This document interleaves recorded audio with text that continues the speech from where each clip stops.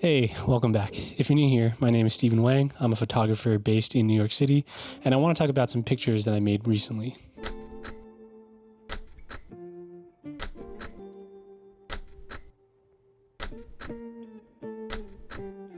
Those are all photos that are made in my living room. If you saw my first video, you'll know that I shoot in my living room quite a bit, and I'm always using things that are super accessible. Okay, so just grabbing the materials really quick because I have them in the room with me. I was using a foam core board, that's this guy right here. I'm using that as bounce, and then I've got two colors of poster paper. One which is lilac, and then one which is blue. So the camera which I was using to make those images is this guy right here. This is the GFX 102. This is Fujifilm's flagship medium format camera at the moment.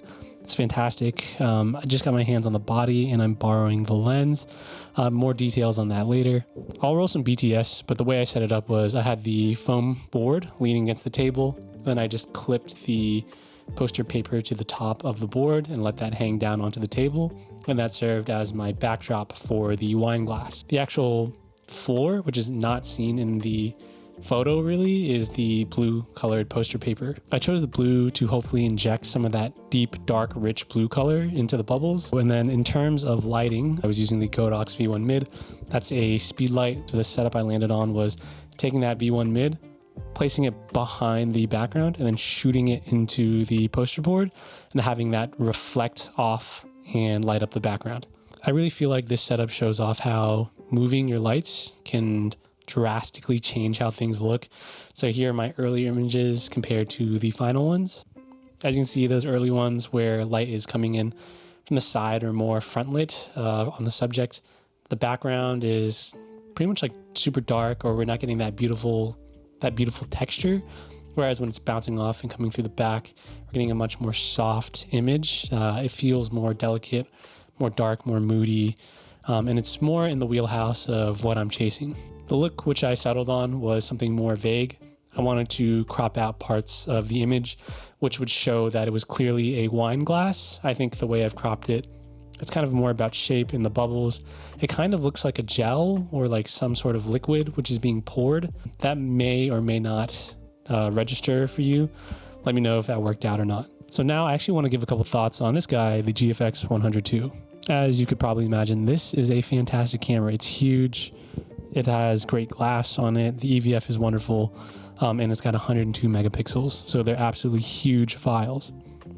As one would expect from a flagship camera, it's a good camera. Like, I don't need to tell you that. As per usual, Fujifilm's colors are fantastic. The files have a great latitude in the color, although honestly, I didn't actually have to push and pull things around too much. I was pretty close to my final look straight out of camera. One con I do want to mention is about this lens, actually. The lens itself is fantastic and it resolves the resolution of the sensor beautifully. But the only flaw that I really find with it is I think the minimum focusing distance is 0.55 meters, which is pretty far for a 50mm lens in the modern era. This is counteracted by the fact that the files are so big. So I'll show some previews of my crops that I did. They're really intense. If I was able to get closer to the subject, maybe that would have produced images that were more distorted, that didn't work quite as well. So it could have been a plus, but it's something to call out, I think. I think that's going to be it for today. It's super quick, super fast. It's still fresh in my mind. So I just want to kind of give the details on how I shot this. And hopefully it's something that inspires you or gets you shooting. If you don't have a flash, you could probably replace this setup with a light bulb or maybe even backlight, probably sun or reflection of some sort. I think photography and art in general is so much about being inspired and trying to, I guess, find your way to make an image or a certain idea and being open to what happens. I am planning on doing some shoots which are in a studio with way more lights, and they're more complex because they're doing video and photo. So stick around, stay tuned for that. That's going to come out in maybe May or early June or something. But till then, I will be shooting. I'm always shooting. And I would love to hear if you are making anything, if this helped you in some way, or if you figured out a different way to shoot something. Let me know down below. Thank you so much for watching. I really appreciate your time.